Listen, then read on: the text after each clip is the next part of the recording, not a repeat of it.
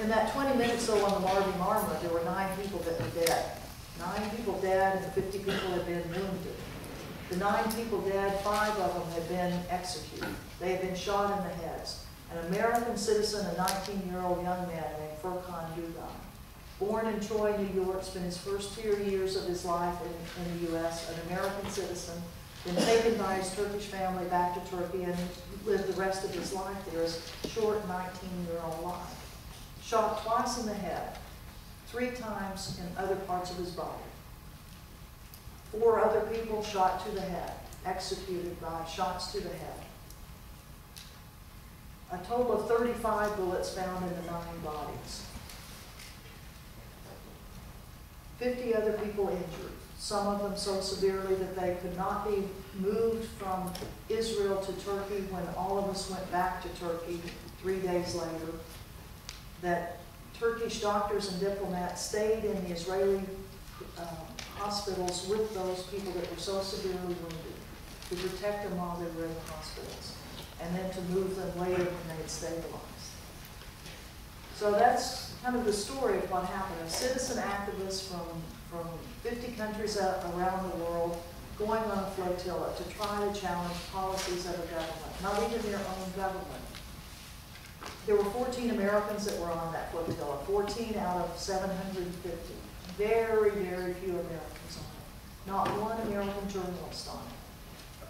Not one American journalist. We had an American documentarian. Thank goodness she was on it because she did take lots of videos, and one of the only of the 2 video cards that escaped the Israeli inspections. The very first things the Israelis came on board, they were saying to us in their black mask. Everyone was masked. You couldn't see anybody's faces. Similar to what the U.S. military does in Iraq and Afghanistan. Before they go on raids, they put on masks. They take their name tags off. These Israelis were saying, give me your cell phone, give me your camera, give me your computer. And they would not, you had to do that right then. They accompanied you to your luggage, you got that stuff out. They still have it. All the evidence of what they did on all the ships is in their hands. And despite repeated requests to the U.S. government, including an open letter that we sent to Secretary of State Hillary Clinton last week, saying what? We are appalled. We are appalled at the actions or inactions of our government. That you are accepting everything the Israeli government is saying. You are not doing your own investigation, to include the murder of an American citizen.